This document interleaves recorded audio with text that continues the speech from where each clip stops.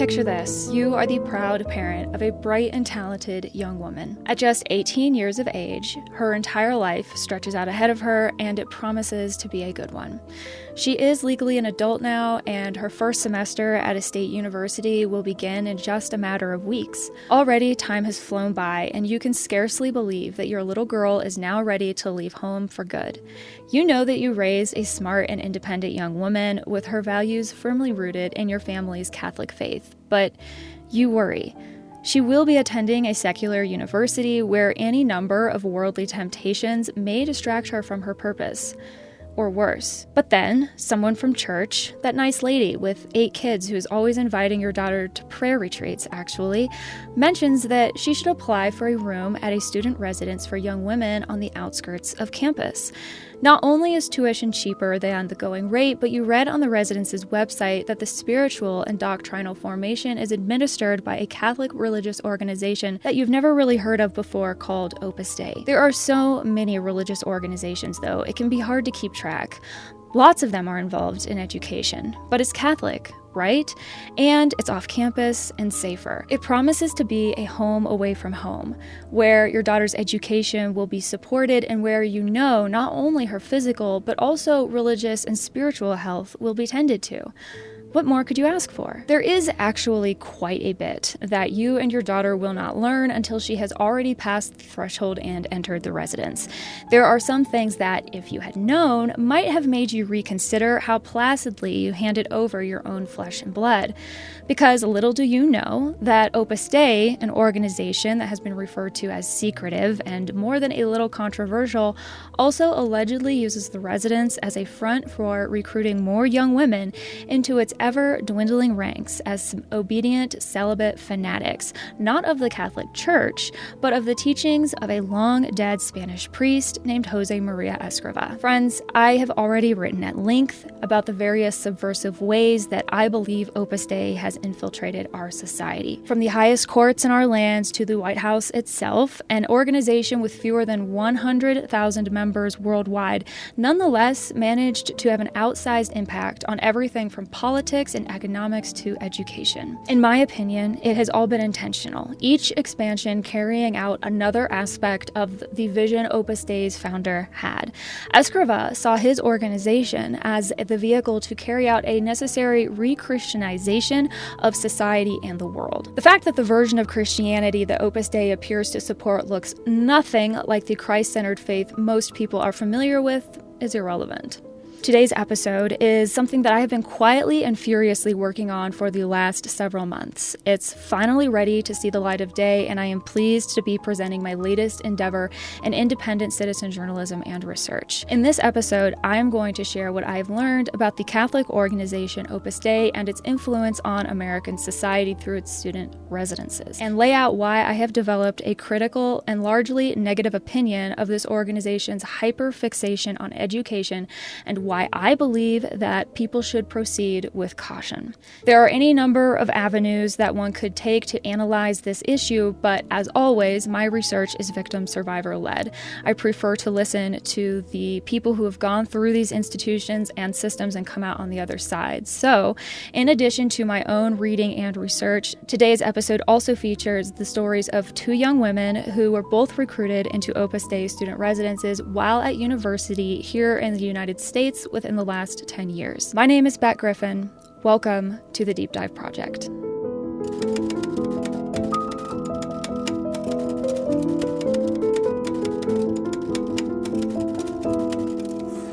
Before we begin, I need to issue a couple of disclaimers. I know that these are boring, but I need us all to be crystal clear on these points. First and foremost, because of the subjects we will be discussing, this episode comes with a content warning as it may not be appropriate for all audiences. Viewer discretion is advised. All of the information that I am presenting in this video can be found in the source document down below and is publicly available on the World Wide Web. Additionally, this video is a representation of my opinion of the Opus Dei student residence model here in the United States, which I formed by reading publicly sourced information, listening to hours of interviews, and speaking with individuals who can claim that firsthand knowledge and experience. And that brings me to another important point. The views and opinions expressed in this video are those of the speakers and do not necessarily reflect the views or positions of any entities that they refer to.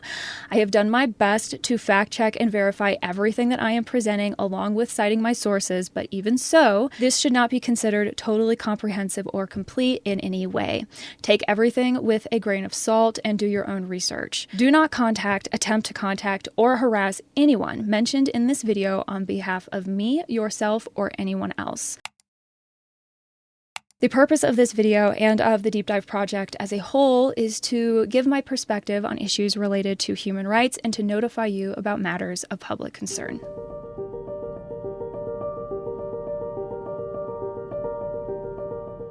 In his book, Opus, The Cult of Dark Money, Human Trafficking, and Right-Wing Conspiracy Inside the Catholic Church, author Gareth Gore described Opus Dei's influence within American society thus. Opus Dei boasts special privileges enjoyed by no other organization within the Catholic Church that for years have allowed it to effectively function outside the usual hierarchy, giving it unprecedented freedom to operate wherever it likes, answerable to nobody but the Pope. These special powers were granted in the early 1980s at a time when the Vatican was mired in deep financial trouble and amid swirling rumors about Opus Dei's role in a huge financial bailout for the Holy See. These privileges catapulted the group into the upper echelons of the Catholic Church, legitimizing it among the faithful, turbocharging its recruitment efforts, and facilitating the canonization of its founder. Since the 1990s, Opus Dei has exploited this legitimacy to ally itself with conservative forces within the Church, especially in the United States. Opus Dei has been operating within American society in some capacity since at least the early 1950s. Student residences operated by people affiliated or directly involved with Opus Dei have been a feature of the Opus Dei expansion playbook since its inception.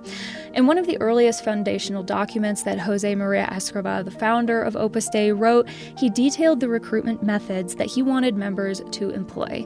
Quoting from Opus once more, Escriva ordered his followers to focus their efforts on young people and avoid anyone over the age of 25, explaining that older people have a tendency to be set in their ways, although perhaps it was simply that they were less susceptible to being recruited into what was increasingly looking like a religious cult. Secrecy was another feature. Quote, he advised members to tell anyone showing an interest in joining Opus Dei to keep it to themselves. Instruct the new ones to shut up, he wrote, because their calling is like a little candle that has just been lit, and it would only take one small breath to extinguish it completely in their heart. Escriva considered student residences essential. In fact, university students were the first group of desirables that Escriva identified wanting to recruit during the organization's earliest days in Spain. It proved to be worthwhile enough that Opus Dei has replicated the model around the world ever since. One of the earliest student residences in the United States was on Marlborough Street in Boston, Massachusetts, intended for young men attending Harvard and MIT. In late 1964, another property on Commonwealth Avenue was transformed into another student residence, this time for women. I am sure that it is no accident that two of the first US-based universities in Opus Dei sites are two of the most prestigious universities in the world. In Opus, Gore wrote, by the early 60s, the platform given at Harvard, as well as the hard work of members who set up student residences in Madison, Washington, St. Louis, Milwaukee, and elsewhere, had begun to bear fruit. After a dozen years in the States, Opus Dei had recruited about 400 Americans. The United States had become one of its biggest strongholds outside Spain. If we fast forward through time to the 21st century, a 2003 article on Church and State outlines how the Opus Dei stronghold in America grew, particularly in regard to student residences, which were, like I said, strategically located near prestigious schools including MIT, Northeastern, Boston University, Notre Dame, UCLA, Columbia, Harvard, Boston College, Princeton, Marquette, University of Illinois, Brown University, Georgetown University, Rice University, UC Berkeley, University, Stanford University, University of San Francisco, St. Louis University, American University, and more.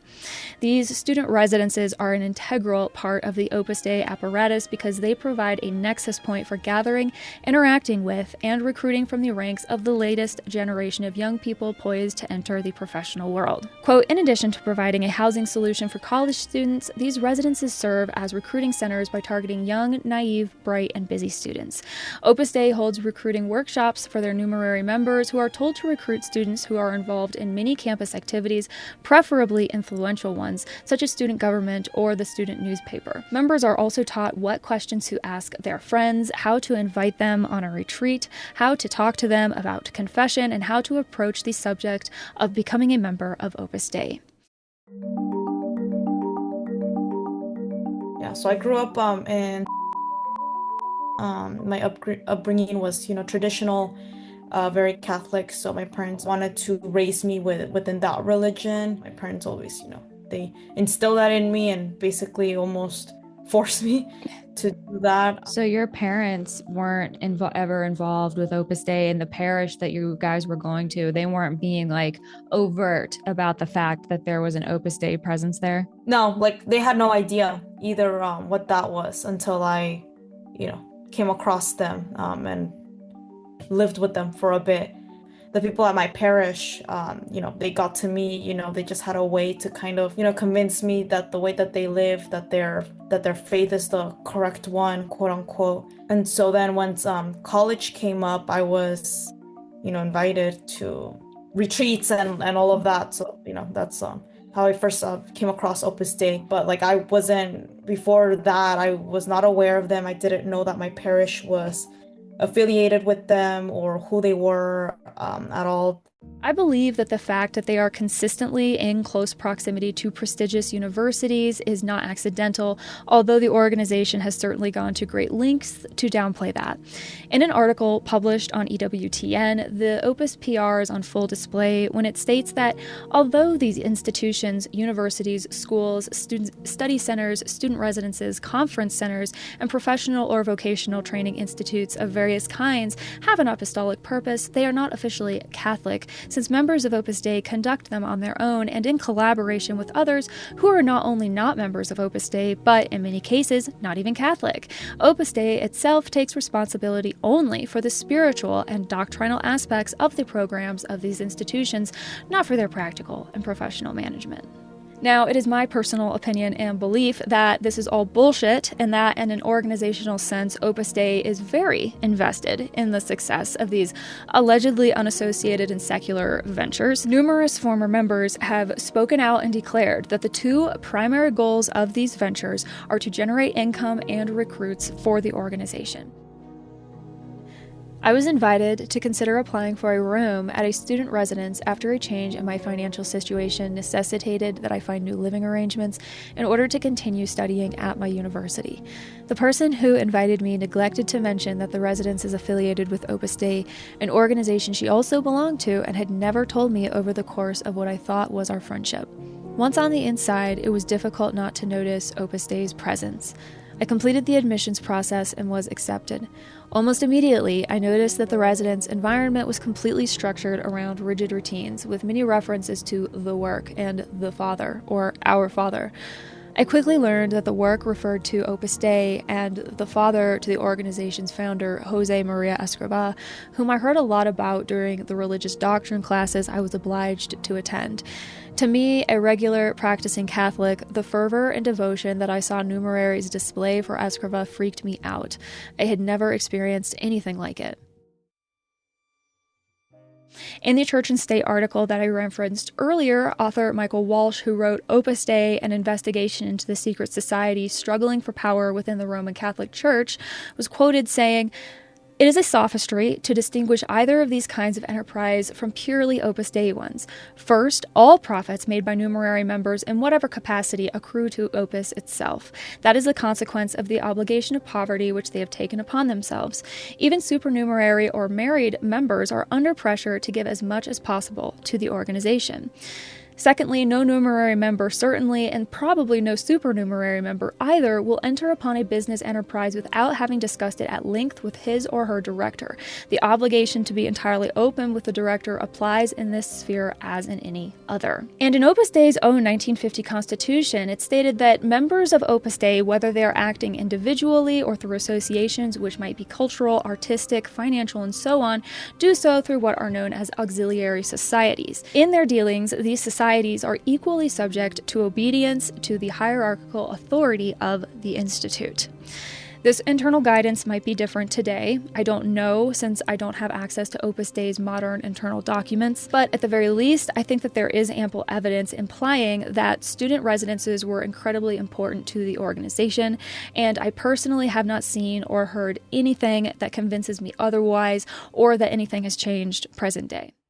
Did you have any reason to believe, or did you find out that these retreats were Opus Dei retreats, or are these just retreats that Opus Dei people happen to attend? Like, how do you know how involved Opus Dei was in the retreat aspect? Well, they were very involved because that was kind of like their thing of like doing silent retreats, and it was an Opus Dei priest that was doing the mass, the confession, like all of that, he was leading all the activities. It was yeah, and then it was the residents, like from where I used to live, the manager, the supervisor, and the other numeraries, the other numeraries were the ones that were also managing it. Like, they were in charge of like getting the food, like leading us to the activities and everything. So yeah, like those retreats were very much Opus Dei affiliated. It's just that I had no idea, because again, it goes back to the same premise that they don't explicitly say who they are or anything. It's just like, oh, we're just a group of women that really believe in the work. That's how they would always describe it, the work. And I would always be so confused, because it's like, what the heck is that? What do you mean the work? So yeah, like they never said anything. They don't explicitly say who they are overall. So at what point, and I imagine, just thinking logically about it, 2020 wraps up, 2021 COVID restrictions start to be relaxed. So I imagine that was around the time that you were considering moving to attend school. And is that kind of when the Opus Dei student residence kind of came on your radar? Yeah, so during the first retreat, one of the numeraries from that residence came up to me and said like, oh, you know, we live here, and we would like to invite you just to come to our residence just for events, because they hold circles, which are like the talks that they would do. So they invited me to like their circles, their recollections, which is like a monthly meetup thing. So like at first it was just like an open invitation to just check them out, but then it wasn't until the drive back from to drive back to my house that one of the people that attended was like, oh, they actually like have residents that live there at their residence, like you could live there, like instead of dorming, like why don't you try to apply? So it wasn't explicitly the numeraries, ironically, that didn't invite me to live there, but then, you know, like you said, like once it was time to like look for a place, because you know now I was finally gonna experience college and stuff, so it was an option. My parents also thought it was a great option. Going back to the way I was raised, they thought it was much safer since it was only women allowed. No guys were allowed. There was a curfew. They seemed like nice people, because my parents even came with me to go meet them, like just kind of like to check out the place to see if we liked it. And they seemed really nice, like really nice women. Like it, you know, first they made a really good first impression, so they're very good at that, at like hiding their intentions, who they are. So you know, they fooled us well there. So that's when it came to applying. I was even recommended by the priest at my former parish to because it was like a whole application. I had to write an essay or like a personal statement. I had to like state how many languages I speak, what instruments I played, what sports I do, very much like a college application, and so I needed a letter of rec, and so we thought, oh, like, why don't we just do the priest at my parish, which was a great idea because, they knew him really well. Even when I got accepted, they were like, yeah, we could not reject someone who was rejected by, father. So they all knew each other. Everything was connected to everything and everyone. So that's kind of how I got in. It was like I basically turned in the application, and then the next day, even like the next day after visiting them, they like what's it called? They accepted me. They sent me an email like saying like, yeah, like we'll accept you. So Very it was quick. very easy. Very quick. Very quick. Yeah, very quick. Before we proceed, I want to take a moment and ask you to hit the like button and consider subscribing if you haven't already. According to my analytics, 74% of my viewers are not subscribed, and I would really like to shrink that percentage just a little bit. So thank you to everyone who has subscribed so far. And a very, very special thank you to those of you who have also chipped in financially via super chats and coffees. I don't do this work for either of those two things. That's not what motivates me, but work I do, and considering how much time and energy goes into deep dives like this one, it means the absolute world to me that you value the Deep Dive Project so highly. So thank you.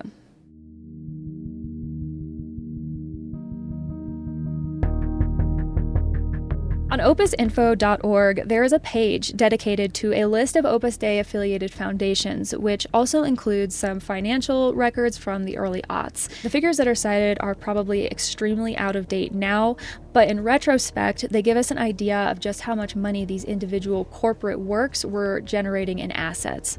For example, in California, between the Association for Educational Development, the Birkeland Foundation Incorporated, the Menlo Study Center Incorporated, the Peninsula Foundation, the Tilden Study Center, Trumbull Manor Incorporated, and Westwood Study Center Incorporated, Opus Info cites more than $15 million in assets attributable to those entities alone. Those are just the assets that Opus Info was able to track down back then. Adjusted to 2026 inflation, and that $15 million would sit closer to $30 million present day, and that is a lot of cheddar.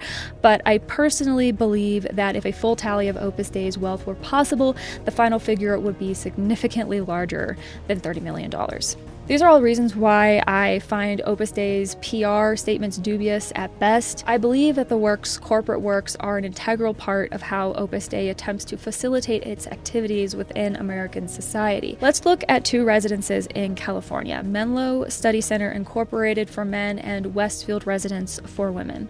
On Menlo's About page, they state that Menlo is an educational institution located in Menlo Park, California, near Stanford University. Menlo is dedicated to the professional and character development of college, high school, and professional men. Its activities encourage men to see their studies, work, and family responsibilities from the perspective of growth and virtue and spirit of service. The spiritual dimension of Menlo's activities are entrusted to the Catholic Prelature Opus Dei. Since 1986, the center has served as a resource for the professional and cultural development of university, high school, and adult men in Silicon Valley. Menlo's programs help men dig deep and rediscover their own origins as members of a storied human family and as sons of God, in order to strike out on bold new paths of service to society. Their site also includes a single page discussing the history and formation of Opus Dei as a Catholic institution, but all that Menlo has to say about Opus Dei's influence on the center is that the Christian orientation of the programs at Menlo are entrusted to Opus Dei, a personal prelature of the Catholic Church. For Westfield residents, things are very similar. Their vision and history page states that Westfield is a student residence and cultural center for college and professional women. Westfield inspires women to think globally, work with a social conscience, and acquire skills to become catalysts for positive change in the community. The doctrinal and spiritual formation offered at Westfield is entrusted to Opus Dei, a personal prelature of the Catholic Church. There are other Opus Dei affiliated centers in the region, such as Windsor House and Tilden Study Center, which both use similar and vague rhetoric for declaring their affiliations with the work. From the tone used on these separate sites, I think that a casual observer would be forgiven for not realizing how omnipresent Opus Dei is in the day-to-day administration of these residences and centers. On the face of it, to a casual observer, there does not appear to be anything amiss or out of the ordinary in anything these residences promote. After all, houses of community are hardly new or novel concepts, particularly when it comes to religious organizations or orders. I felt a constant pressure to participate in resident social norms and activities like chats, circles, recollections, and of course, confession to an Opus Dei priest. I never gave in to the pressure to attend confession, but I eventually caved to the pressure to participate in the doctrine classes after non-stop cajoling that bordered on harassment and thinly veiled disapproval of my refusals. The expectation that I would participate seemed very self-evident. Opus Dei is not just any religious organization, and if what former members and attendees, investigative journalists, and human rights activists have alleged is all true, and although all parties must be presumed innocent until proven otherwise, I certainly find it compelling personally, then there is something deeply out of place and wrong on a level that appears systemic within Opus Dei. I think that they have to know that the optics are objectively bad, and it takes very little effort to begin exposing just how convoluted and tangled their alliances are. And once you begin to map these connections and relationships, I believe that it is simply impossible to ignore the fact that for an organization that has gone to great lengths to downplay its participation in political shenanigans, reality looks pretty different.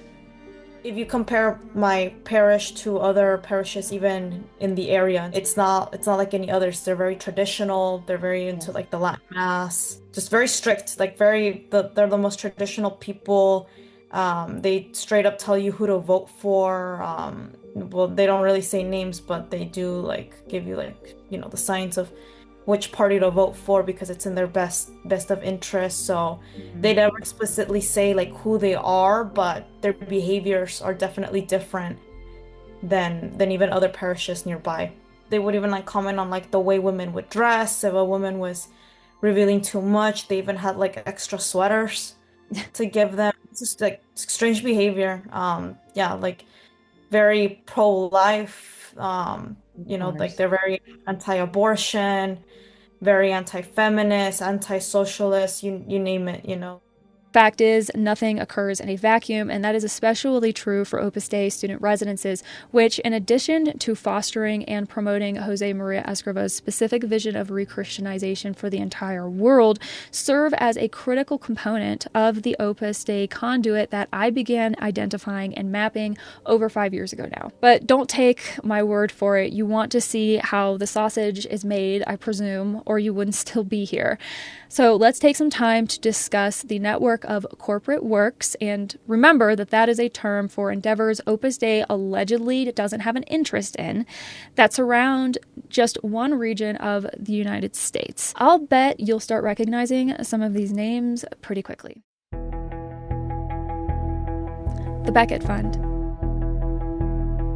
Named after the Catholic saint and martyr Thomas à Becket, a medieval English archbishop, the Becket Fund was created during the mid-90s by a Catholic lawyer named Kevin J. Seamus Hassan.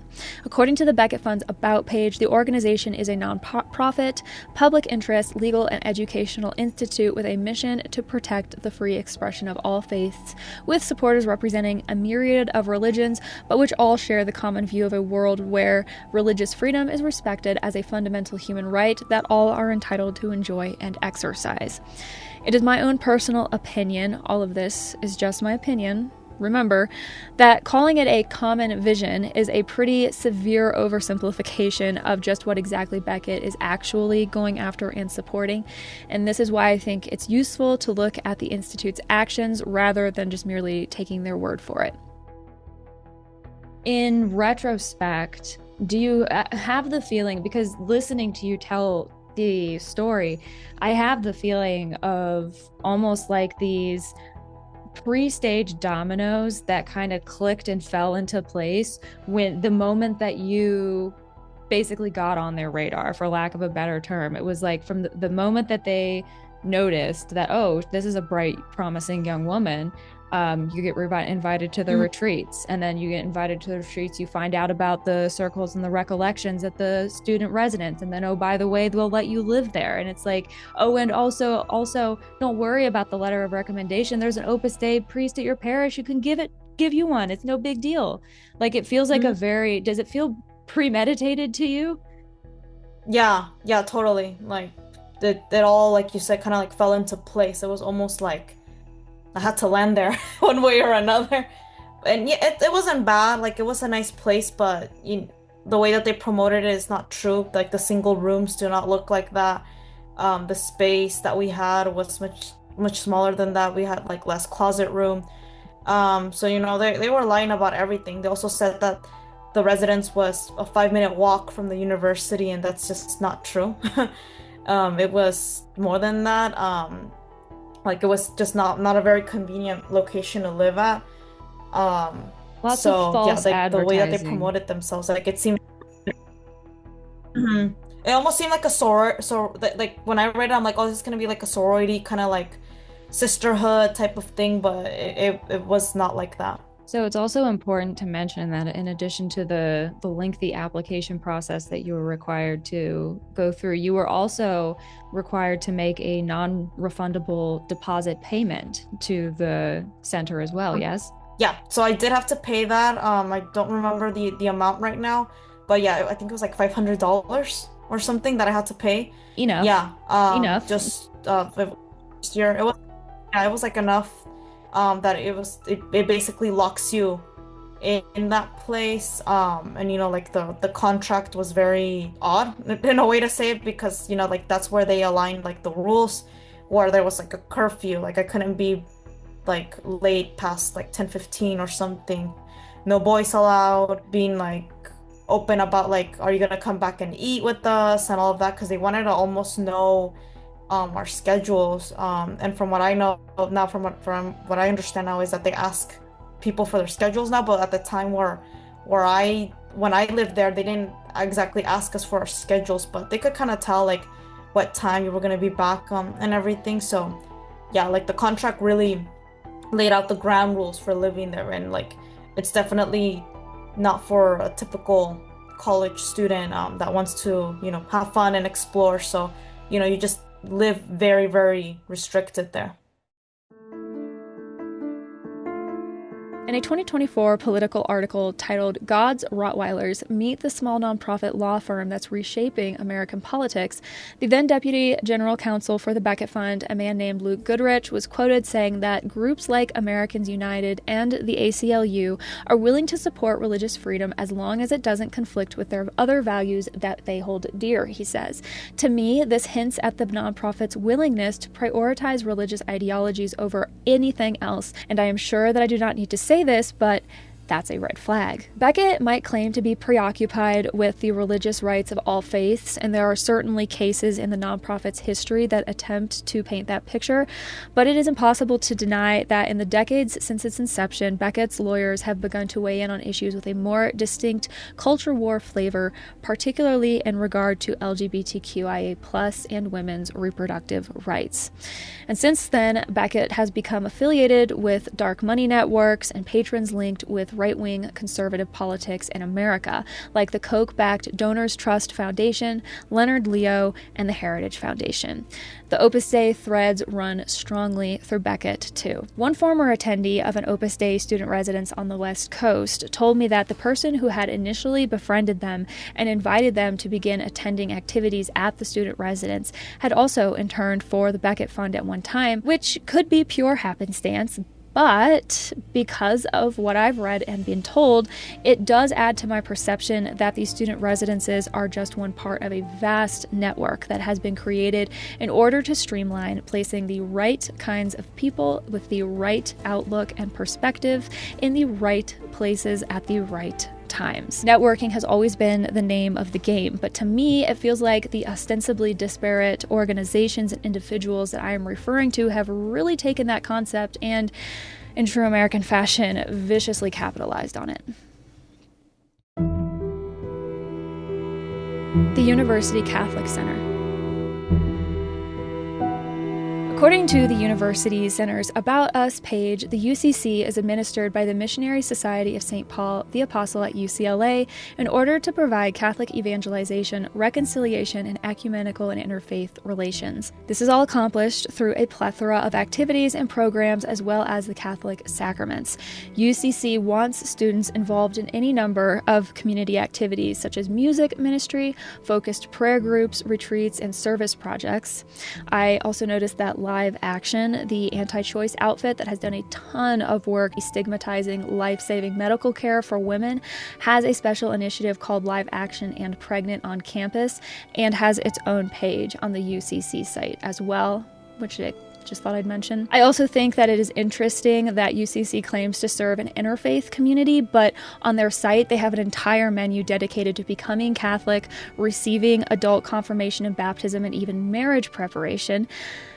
And I don't know, maybe you can serve a diverse faith community and also encourage everyone coming through your doors to convert to your obviously correct and morally righteous religious ideology and not have there be any conflicts of interest or ethical quagmires.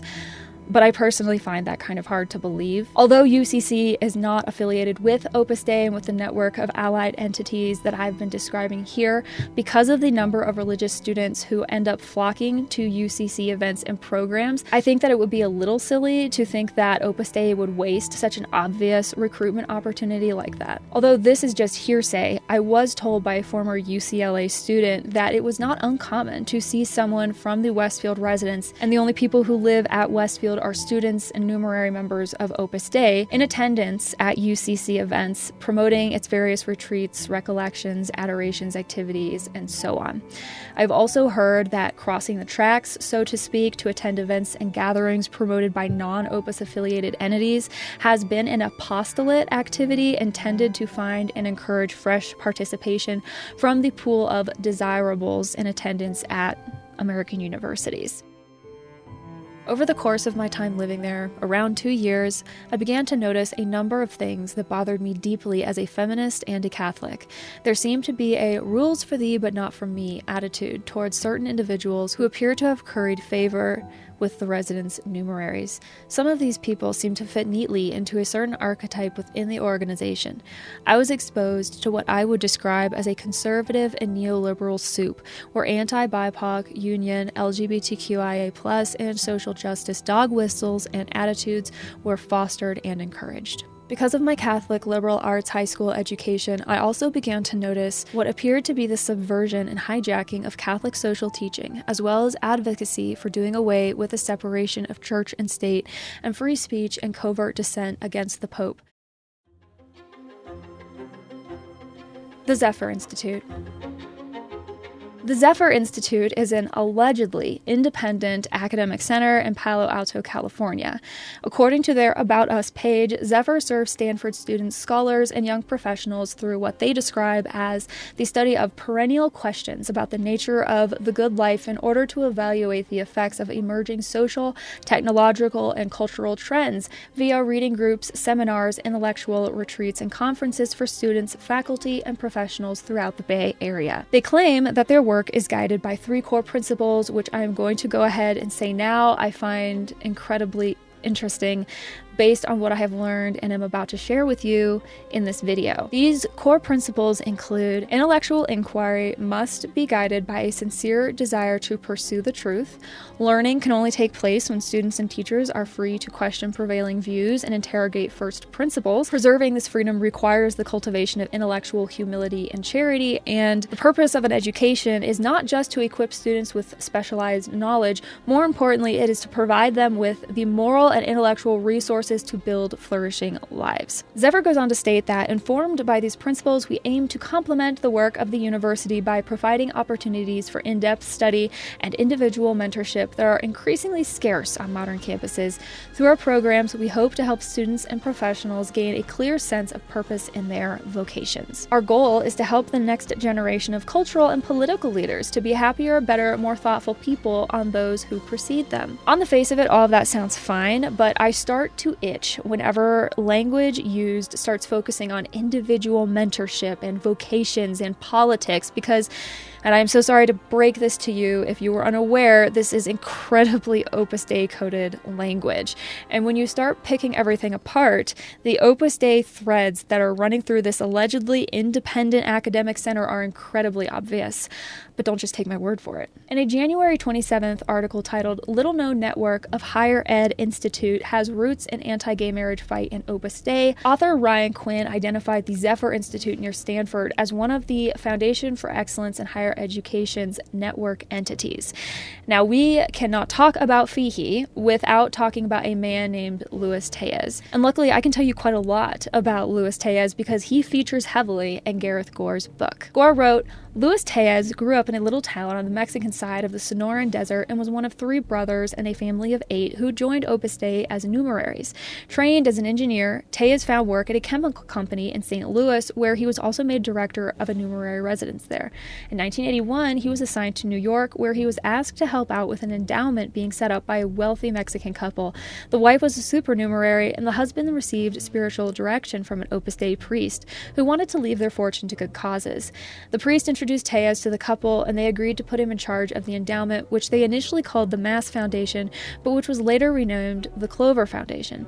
It would eventually swell in size to almost $130 million and be absorbed into the sprawling web of supposedly independent Opus Dei foundations in the United States. Tellez's introduction to money management on the behalf of Opus Dei became a trend that continues present day, which brings us back to the Foundation for Excellence in Higher Education. Quote, for Tellez, FIHE marked a decision to target the next generation, a strategy tried by Escriva in the 1930s and 40s after voters failed to engage with the message of the National Organization for Marriage and American Principles Project. When we lost in the political process and in the legal process, I did some thinking about where it is that I can be most helpful, he explained, referring to the defeat regarding same-sex marriage. We're going to devote even more fully to the education of young men and women so that they themselves can take positions in public policy. By 2024, FIHE was present on campus at 14 elite universities across the United States. Tellez plans to build on the expansion of FIHE with the establishment of a number of Catholic institutes on campus for those students interested in exploring their faith. Officially, Opus Dei will have nothing to do with such establishments, but Tellez has discussed his vision for attracting today's youth with the prelate. He also admitted that there is often a great deal of gray area at such Catholic institutes. It is a lay organization. There is no connection to Opus Dei involved in doing this, he explained. Some members of Opus Dei are good because they are reliable thinkers in this regard. They know how to do the legwork. I am not trying to put words in anyone's mouth, but I have often felt that Opus Dei engages in a very special kind of obfuscation and doublespeak, whereby listeners who are in the know will pick up on what the true goal of a particular endeavor is, while everyone else remains blissfully ignorant. To my ears, Tellez admitting that Opus Dei members are good at doing the legwork sounds a lot less like boring organizational and managerial chatter and a lot more like something else.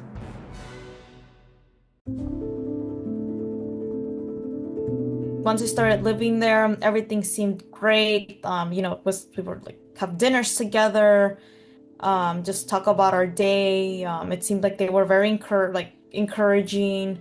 They kind of wanted to act like mentors, the numeraries. Even when I wanted to switch majors, they were very supportive of that.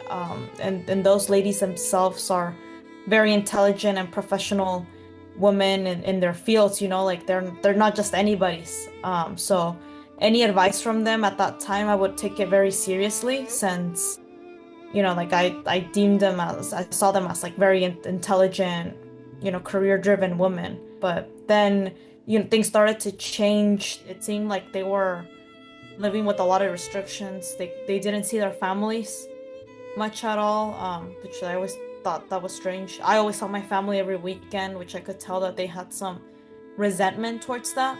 It was just mostly about their jobs, the current political climate, and all of that. It was just very much Opus Dei. Everything was about God. Jose Maria Escriva, my gosh, he was more of a god to them than God himself. It was always about that at the end of the day. They lived for that.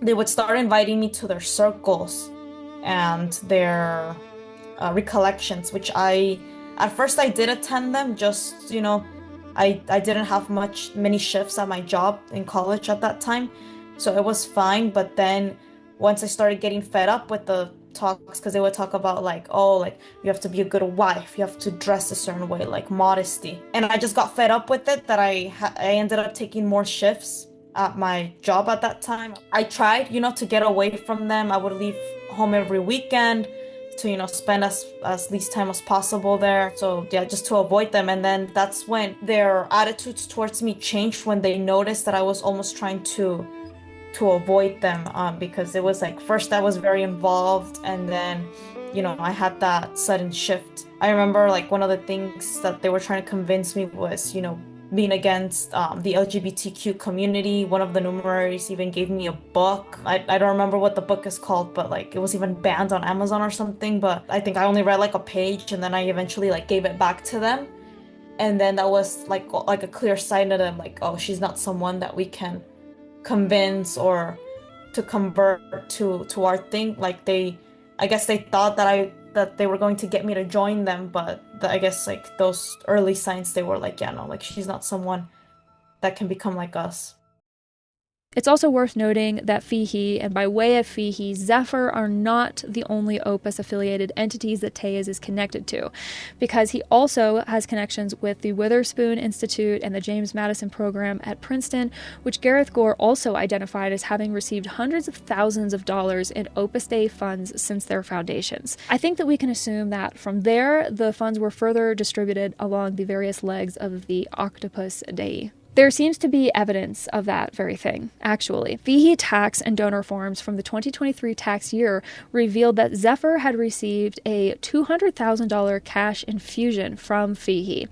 And of course, Zephyr has also appeared at Opus-affiliated events, such as the Leadership for America seminar series with Catholic faith formation given in keeping with the spirit of Opus Dei, according to the event landing page. In 2022, the research fellow and director of academic programs at Zephyr Institute presented on Should There Be Harmony Between Moral Truths, Religious Truths, and Civil Law, which is an incredibly interesting presentation title, particularly given what is, in my view, very intentional behavior on the part of individuals and entities closely linked to many of these same players to completely dismantle the church-state separation here in the United States. If you want to know more about that situation and where things kind of currently stand, I have an entire episode dedicated to the subject, which I will link in the description below. So given the different ways Zephyr overlaps and intersects with other Opus Dei affiliated entities, it makes it difficult for me to see Zephyr as a truly independent academic center. I think that this residence functions as a safe haven for conservatives at my university.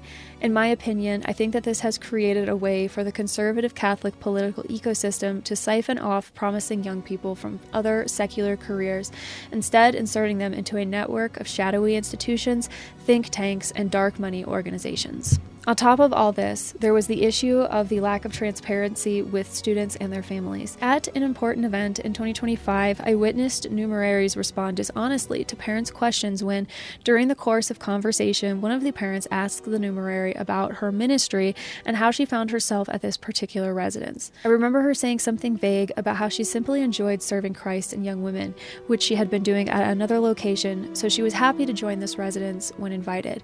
Opus Dei or Jose Maria Escriva were never mentioned in any way. I guess this was a lie of omission, and it made me even more suspicious. If there is truly nothing sinister going on between the residents and Opus Dei in general, there should be no need to conceal the residents' role within the organization. At the very least, parents of girls who apply to the residence deserve to know the true nature of the institution to which they entrust their daughters' housing, care, and safety. In my opinion, a brief mention about entrusting this residence's spiritual and doctrinal formation to Opus Dei, a personal prelature of the Catholic Church, is not real transparency. I stayed silent that day because I was alone, stressed about grades, exhausted from an event that I had been cajoled into attending, and dealing with my own personal issues. I was also drained from dealing with the numerary's poorly concealed disapproval of my refusal to get on board. Today, I have chosen to speak out because I don't want more well-meaning parents and families to be deceived like I was. I made many choices and suppressed my true feelings and discomfort to protect my peace and survive in an anomalous, suffocating environment. I don't want other girls to have to live this way. The Thomistic Institute. According to the Thomistic Institute's About page, the Institute is part of the Pontifical Faculty of the Immaculate Conception at the Dominican House of Studies in Washington, D.C., and was founded in 2009. They state, the Thomistic Institute exists to promote Catholic truth in our contemporary world by strengthening the intellectual formation of Christians at universities and the Church and in the wider public square. The thought of St. Thomas Aquinas, the universal doctor of the Church, is our touchstone. In TI's 2024 annual report, the president of TI boasted their great success on the 8th anniversary of the Campus Chapters program and expanding across university campuses in the United States, quote, into a large and growing apostolate at nearly 100 college campuses. By establishing these campus chapters, TI is then able to facilitate bringing top Catholic intellectuals on campus to instigate conversations around subjects such as Catholic feminism and 13th century debates on human freedom. If you are viewing this episode, note the map on screen now, which indicates the locations of TI chapters across the country, several of which are on the West Coast, which is where I focused the majority of my research into Opus Dei student residences for this episode. I point it out because I think it is good to call out patterns when they appear, and like I am always saying, birds of a feather flock together. I am sure some would say that it's purely coincidental, but based on what I ended up finding when I went digging, I am of the personal opinion that in this world, nothing is accidental. TI brings Catholic young people together in one easy-to-find place via lectures and retreats.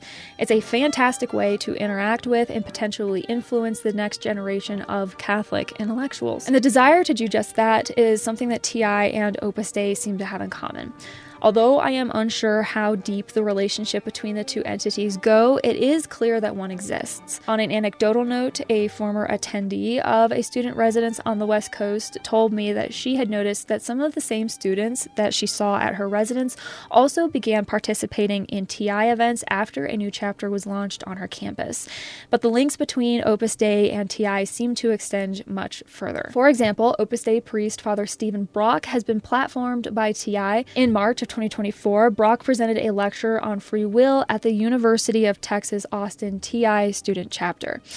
He has also been featured on the official Thomistic Institute podcast, and from what I saw while I was doing research, appears to be a perfect manifestation of what an Opus Dei Thomistic union should look like, which is certainly interesting. Another point of intersection between TI and Opus Dei lie at the feet of the Napa Institute Foundation, headed by Opus Dei affiliated heavyweights Leonard Leo and Timothy Bush.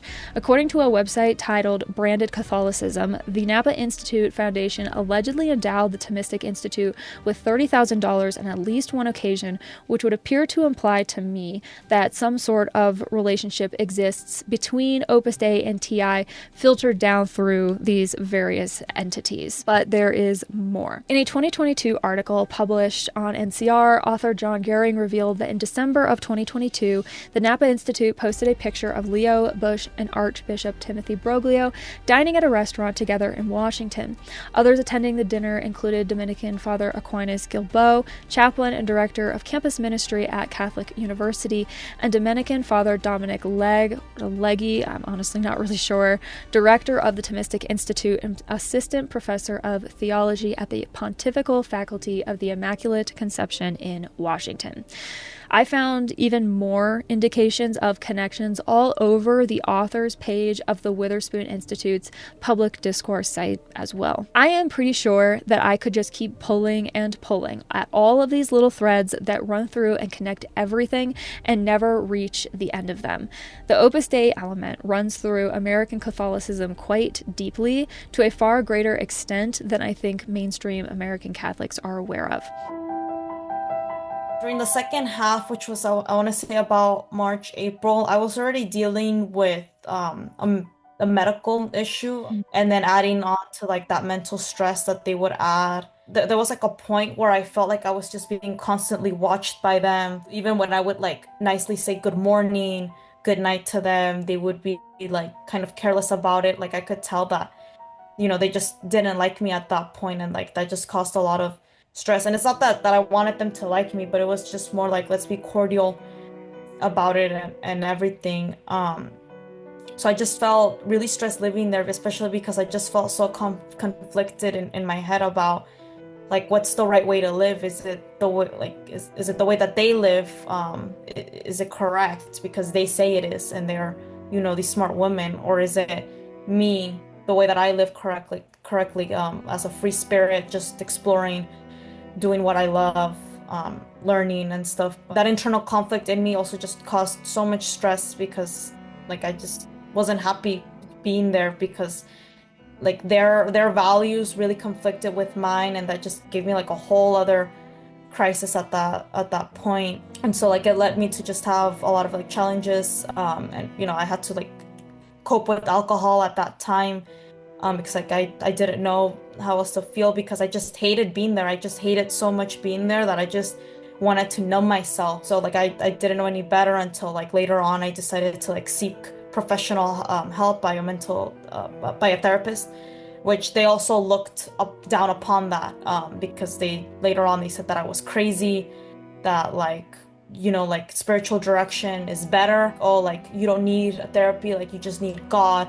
You need like just to talk to a priest, talk to one of the numeraries, like they're gonna help you get it together. The last ever retreat that I went to, and the only reason why I went is because I paid for it early. When I went, like one of the numeraries like pulled me aside and said like, oh, I think like the next step for you would be spiritual direction so you could know your vocation exactly. And so that added a lot of pressure because I was only 20 at that time. Like, what vocation? Like, I'm still like figuring out everything. Like, why are you pressuring me so much to think about these things? Like, I'm not even interested. Again, I wasn't interested in talking to them, in confiding in them, and personal things.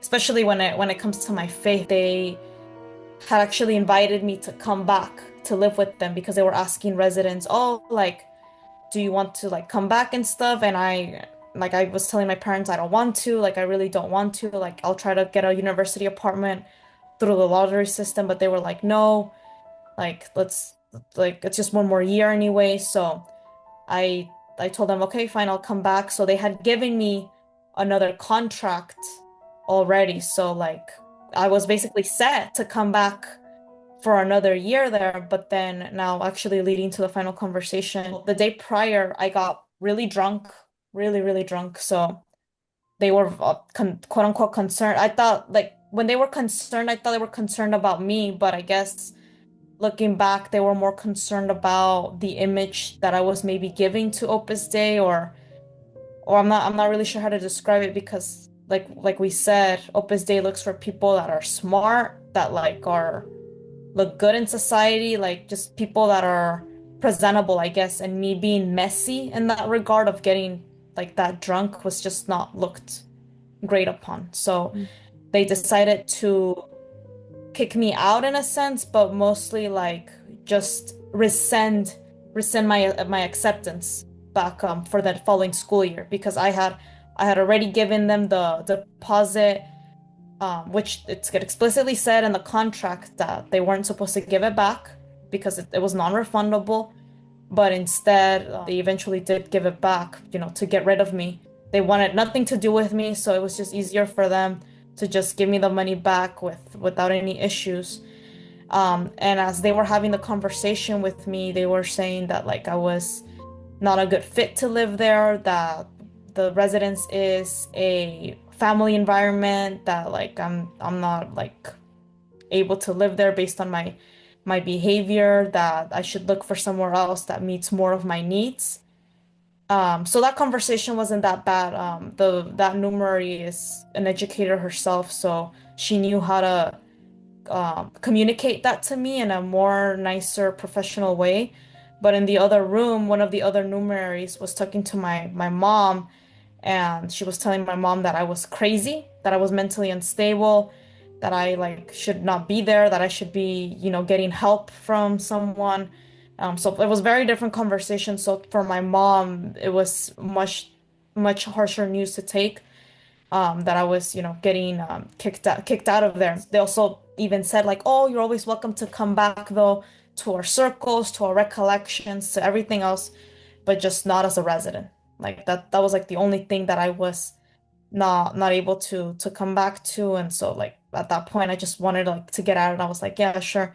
So that same day that I was giving the news, I got everything out. Like I've never packed this fast in my life. Then my parents were there in like 2 to 3 hours, I want to say. So yeah, they picked me up and everything, and yeah. I stayed away from critically analyzing most of the individuals who contribute to this web in an effort to not make it seem like I'm out here on a witch hunt, but that is where many of these connections come from, which makes it all feel deeply personal, and I have to imagine that that is a part of the psychological thrall that authoritarianism seems to hold over people's lives. To any other research nerds out there like me, just know that there is so much more here than I will ever be able to cover. So if you're in search of a new rabbit hole, I would be happy to share this one.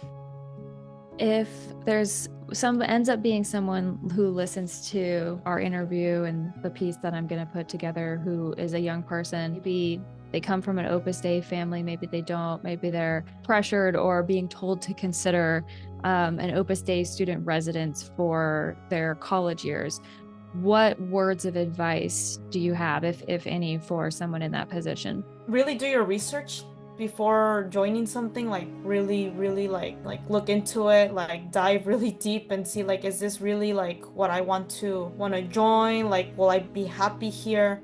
Before agreeing to do anything, because that's something that I didn't do. I didn't do my research. I had no idea what I was getting myself into. So that would be my word of advice. Like, if their mission stands out to you, I guess great, to each their own, join it. But I wouldn't. Like, I would want to, like, to any young person, I would recommend to not commit to anything, to just be free, see what you like out there. There's so many things to do. Like, why commit to that one thing, especially something so restrictive, just so secret. But yeah, that would be my recommendation.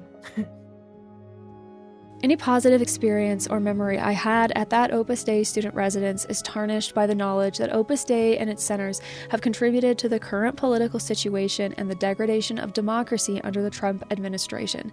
It makes me angry that religious institutions like Opus Dei can interfere in matters of state and cultivate their own right-wing political players with impunity and wanton disregard for the separation of church and state. The public deserves to know that this is happening in plain sight, even at liberal college campuses like my university. My sincerest thanks to Samantha and Jennifer for taking the time to tell me about your experiences and share your thoughts and feelings with me. While we all understand and recognize that the system that I took everyone through today does not feel inherently dishonest or exploitative to everyone, based on your experiences and the experiences of so many former members, it certainly wound up feeling that way for a rather concerning number of people. I would hope that in the interest of moving toward a more just, safe, and uplifting world, all of this could be used as an impetus for positive change. At the very least, conversations create space for awareness, dialogue, and hopefully true informed consent going forward. To Samantha, Jennifer, and everyone else who took the time to answer my questions and give me insight, thank you. If you enjoyed this episode or found it helpful or transformative in any way, please consider giving it a thumbs up and subscribing. If you have a story or an experience to share or know someone that does, send me an email at thedeepdiveproject@protonmail.com. Remember that I have a list of mental health resources, details to learn more about my work, connect with me on social media, or support my endeavors, all linked down below. Also, don't forget that in addition to YouTube, you can find Beck Griffin and the Deep Dive Project on Spotify, Apple Podcasts, and pretty much anywhere podcasts live. If you listen there, please be sure to leave a 5-star rating or a kind comment. It helps my work to reach more people. If you feel like hanging around, go check out some of the other playlists and content on the community tab over on my channel. Thank you for being here, and remember, Nolite te bastardes carborundorum. Don't let the bastards drag you down.